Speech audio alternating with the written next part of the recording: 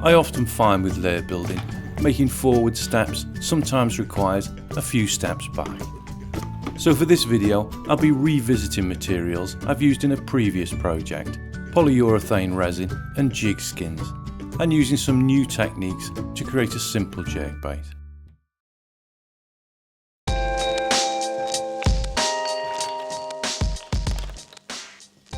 For the design process, I'm going to stick with pen and paper and see where it leads.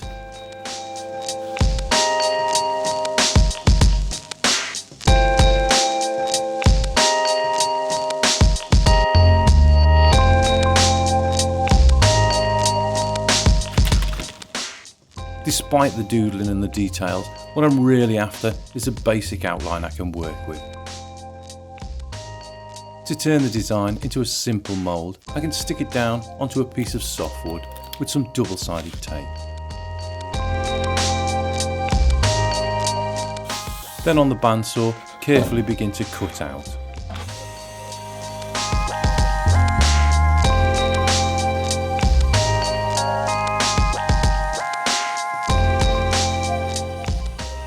At the head end, I'm making a key which will help me match up the pieces later. Then it's just a case of cutting out the other side, leaving me the original and surrounding mould.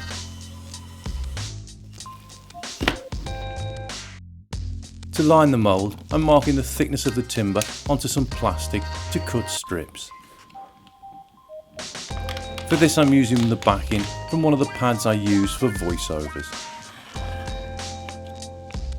I'm also cutting out two larger pieces to cover the top and bottom. With some more tape, I can fix the sides of the mould down to the plastic using the key to locate them. Tape can then be added to the top with the backing left on for closing the mould later.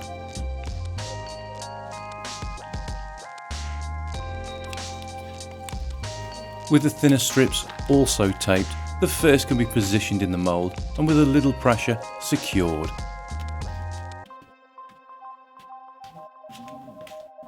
Then the second, and I'm looking to make a clean joint before trimming off the excess. Before I close the mould, I need to get an idea of its volume, and for this I'm using some rice. As the resin I'll be using is a mix of 2 equal parts, I only need to half fill the mould for a measure, and to prevent the rice escaping, I've taped over the back. I can then tip this into a suitable sized mixing cup and be a little generous with the mark.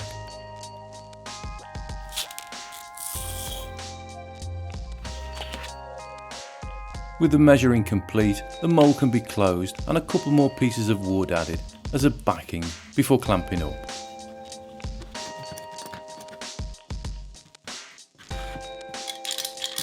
For the plastic, I'm using Featherlite polyurethane resin, which comes with micro glass spheres already added to give it buoyancy.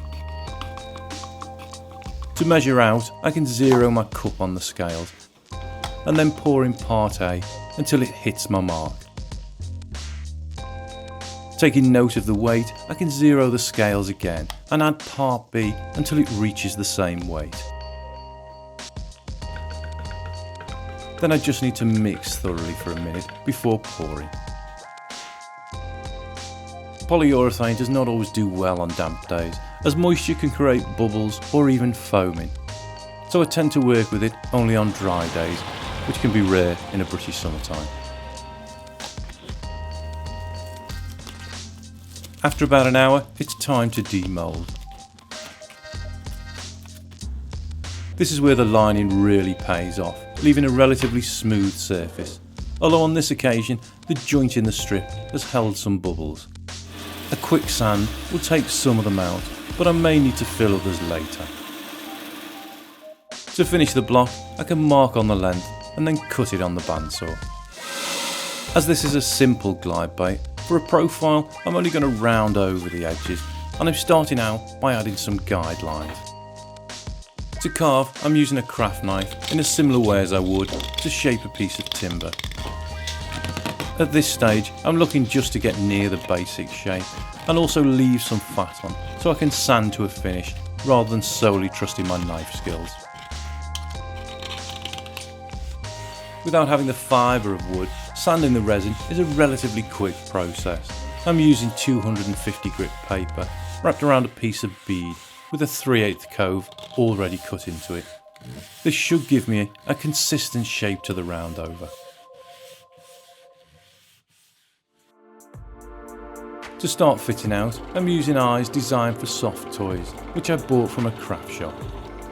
The blank needs to be drilled with a bit to match the tail thickness, and once the tails have been trimmed, the eyes can be pushed into place for the time being. For hardware, I'm using stainless steel screw eyes as hitch points and hook hangers. To position the hook hangers, I'm marking about 1/4 of the body length back from both ends. I can then drill these out with a slightly larger hole than the thread and add holes at the front and rear.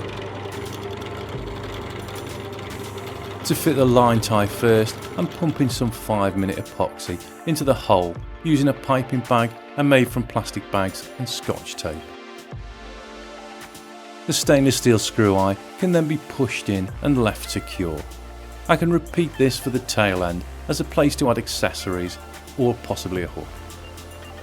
As a temporary measure, rather than gluing the hook hangers, I've added some PVC tape to the threads and just pressed them in. For weights, I'm cutting down some 10mm brass rod into short lengths. These can be taped into position to test the layer. The sink rate I'm happy with, but it sits very level, and I'll move the weights back a fraction so it sits a little heavier on its rear. Having marked the weight positions, I can drill out and then press the weights into place. To cap them off, I've mixed up some more epoxy, and I can add this with some generosity, as when it's cured, I can sand it back flush. For a finish, I'm using Jigskinz. These are shrink-fit layer covers that come in a range of sizes and patterns. To prepare, I've removed the eyes from the blank and also from the skin. Then I can slip the body inside the wrapper and hold it in position by adding the hook hangers.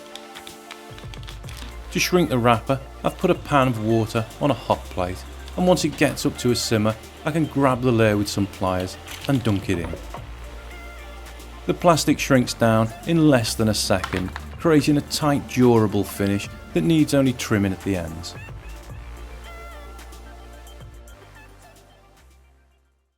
To complete the layer, I've pushed the eyes into place, and the cover's made a good friction fit on the tails. The hook hangers have also been epoxied in, and for the rear end, I've added a tail from one of my sushi whiptail grubs. Further decoration was added courtesy of a couple of jaws full of pike teeth, the first of which put up a fight before deciding it wasn't keen on the flavour and spat the layer out.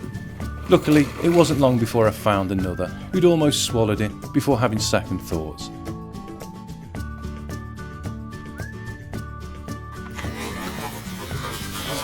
For the next video in the series, I'll be getting to grips with adding some details and also experimenting with some more moulding techniques. Thanks for watching. To see more handmade fisherman videos, follow the link to my channel, or to be notified of future videos, please subscribe. If you've enjoyed this video and you'd like to support my channel, please share this video to Facebook, Twitter, Google+, or whatever social media you're addicted to. For feedback or to ask questions, leave a comment below.